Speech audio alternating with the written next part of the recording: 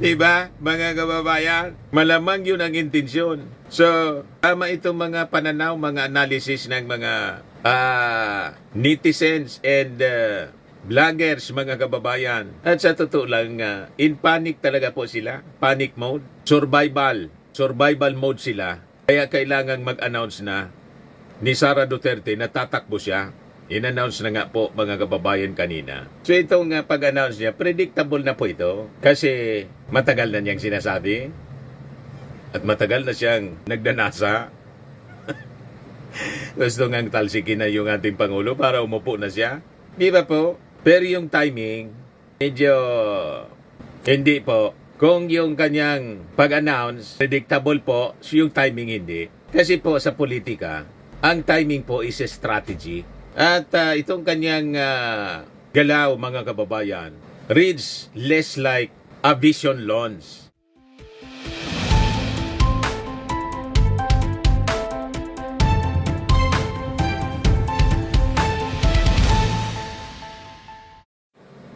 Hello po mga kababayan, si Dante Maravillas. Di anoan niya Mr. Maravillas yung topic? Si Sara pa rin, siyempre. Alangan man, hindi si Sara. Si Sara yung nag-announce, mga kababayan. Napakaaga pa, more than 2 years before the vice presidential elections, nag-announce na natatakbo siya, mga kababayan. Di anoan niya Mr.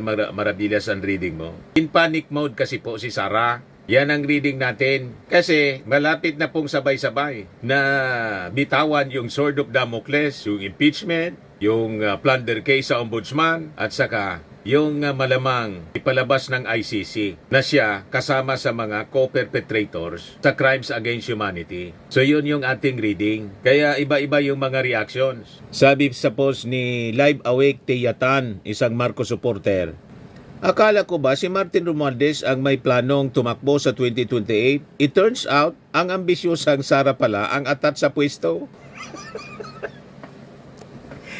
Tama. Laging inaako sa mga kababayan ni Sara Duterte na si Martin Romualdez tatakbo. Sabi nga natin noon, ano naman kung gustong tumakbo? Karapatan ng bawat isa na tumakbo basta kwalipikado at hindi na-impeach.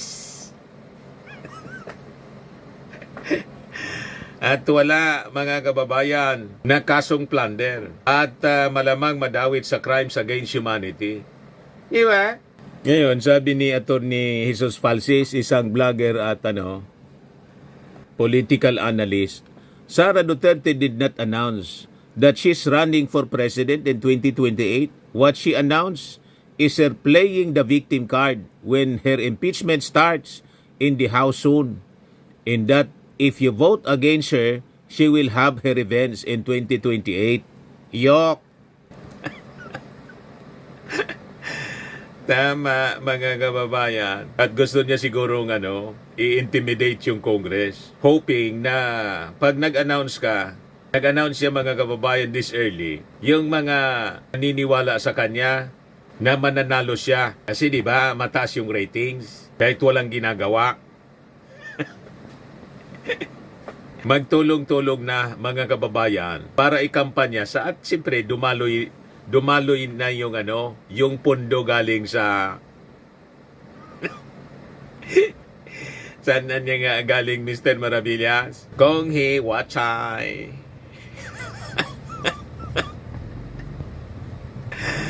Diba, mga kababayan? Malamang yun ang intensyon. So, tama itong mga pananaw, mga analysis ng mga netizens and vloggers, mga kababayan. At sa totoo lang, in panic talaga po sila. Panic mode. Survival mode sila. Kaya kailangang mag-announce na ni Sara Duterte na tatakbo siya. In-announce na nga po, mga kababayan, kanina. So itong pag-announce niya, predictable na po ito. Kasi matagal na niyang sinasabi. At matagal na siyang nagdanasa. Gusto ngang talsikin na yung ating Pangulo para umupo na siya. Di ba po? Pero yung timing, medyo hindi po. Kung yung kanyang pag-announce, predictable po, yung timing hindi. Kasi po sa politika, ang timing po is a strategy. At itong kanyang galaw, mga kababayan, reads less like a vision launch, kundi It's like mga kababayan pressing the panic button. Yun ang basa natin. 4 months kasi mga kababayan, maraming questions ang hindi masagot ni Sara Duterte. Lalo na po sa issue ng confidential funds. Yung Congress, nag-exercise po ng kanilang constitutional power of oversight. Nagsagawa ng mga hearings and documentations were sought, mga kababayan. Yung issue was not ideology. It was about accountability. The issue was not political rivalry. It was about transparency sa paggamit po ng pondo ng bayan. Nang tumindi po yung pag-iimbestiga, when scrutiny intensified, the alliance fractured. In that sequence, mga kababayan, matters. The break did not begin with corruption, mga kababayan. So, let us be precise. For nearly 2 years, mga kababayan, si Sara Duterte served inside the administration of President Bongbong Marcos. Ngayon, kung ang candidacy announcement, mga kababayan, coincides with unresolved institutional scrutiny, observers are justified in asking whether this is a vision or a survival. Ano tingin ninyo, mga kababayan? Survival mode, mga kababayan, ang kampo ng mga Duterte. So kailangan ni Sara na gawin ito para magmukhang unshakable siya at tuloy siya sa kanyang pagtakbo bilang presidente.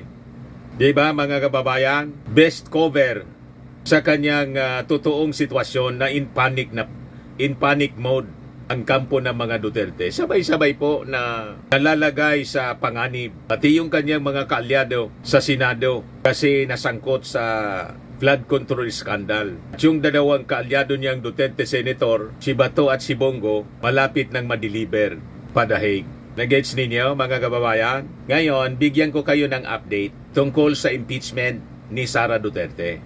Sabi po ni House Senior Deputy Majority Leader Lawrence Defensor ng Iloilo kanina na yung House of Representatives remains within the constitutional timetable in processing 3 impeachment complaints filed against Vice President Sara Duterte earlier this month.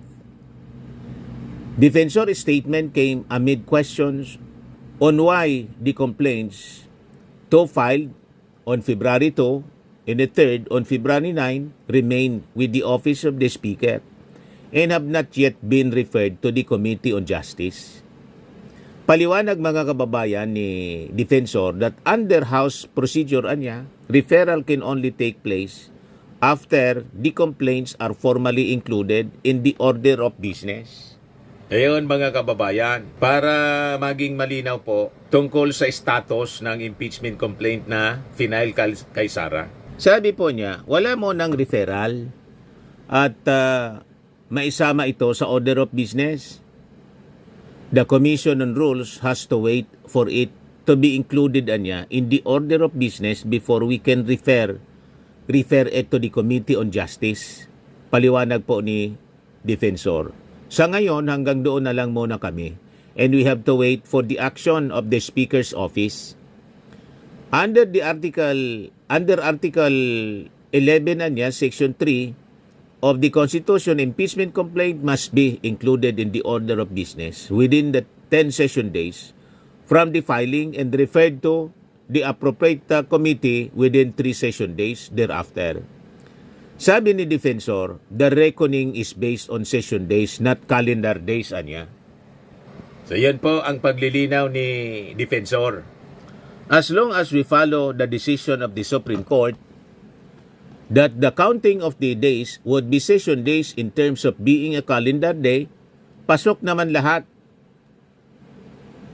I can't count, pero the last day would be, I think, if we are going to include all the 3 complaints, it will be March 2, sabi po ni Defensor. The first complaint filed by members of the Makabayan Coalition alleges betrayal of public trust over the supposed abuse of 612.5 million pesos na confidential funds, submission of allegedly fabricated reports to the Commission on Audit at saka refusal to recognize congressional oversight. Yung second complaint naman po, filed by the civil society groups sa pangunguna ni Francis Joseph Aquino, AD, list 5 articles of impeachment, including constitutional violation, graft and corruption, bribery and unexplained wealth, gross abuse of power, and tolerating extrajudicial killings.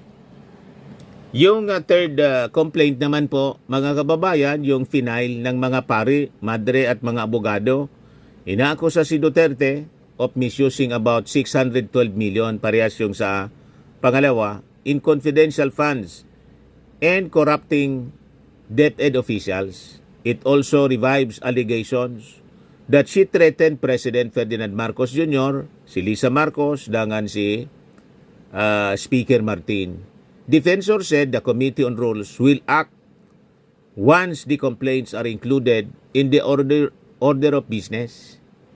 At sisiguro din naman namin sa Committee on Rules na walang delay ito para hindi masabing may bias ang Committee on Rules, sabi po ni Defensor.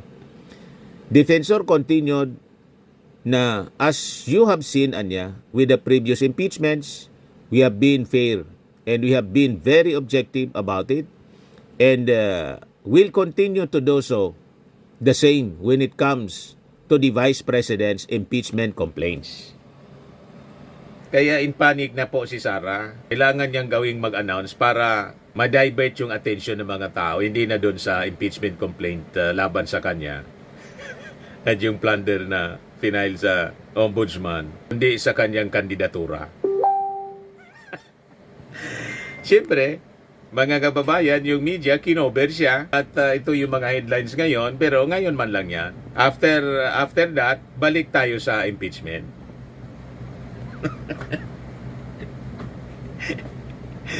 O, diba?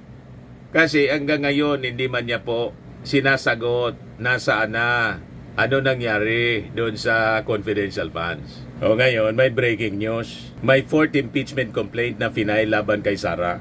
Ayan o. 10 minutes ago pa lang. Fourth impeachment complaint filed versus Sara Duterte. Yan o. Just in, Vice President Sara Duterte is facing another impeachment complaint as lawyer Nathaniel Cabrera filed a petition before the House of Representatives. This means 4 impeachment complaints against Duterte were submitted in just the month of February. Cabrera went to the office of the Secretary General Cheloy Garafil to file the complaint against Duterte, based primarily on her threats against ranking officials, including President Marcos Jr. The alleged misuse of confidential funds, non-declaration of assets, abuse of power, bribery in officials, and others. Sources privy to the filing told the media that the complaints were endorsed by Deputy Speaker Paulo Ortega, the fourth in Manila Representative Benny Abante Jr. as shown in photos. Ayan po.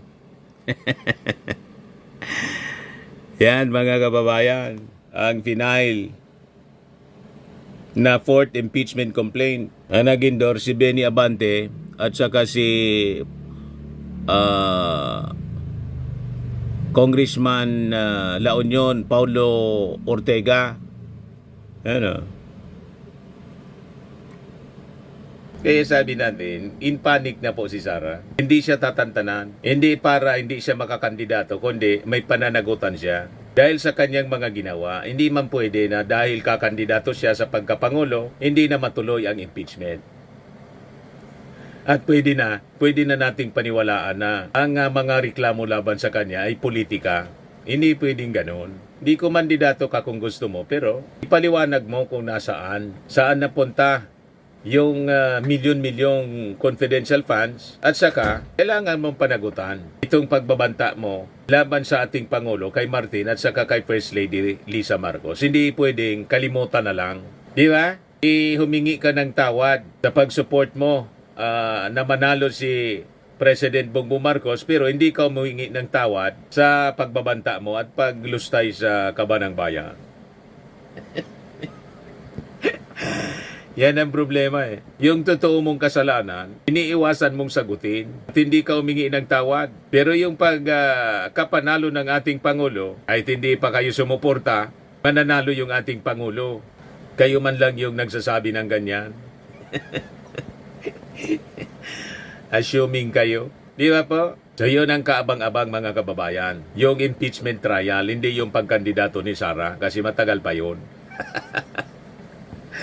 Malamang hindi na matuloy because of this impeachment tapos yung ICC. Tama po? Yan lang po yung ating short video. Ako po si Dante Maravillas. Bye-bye. God bless.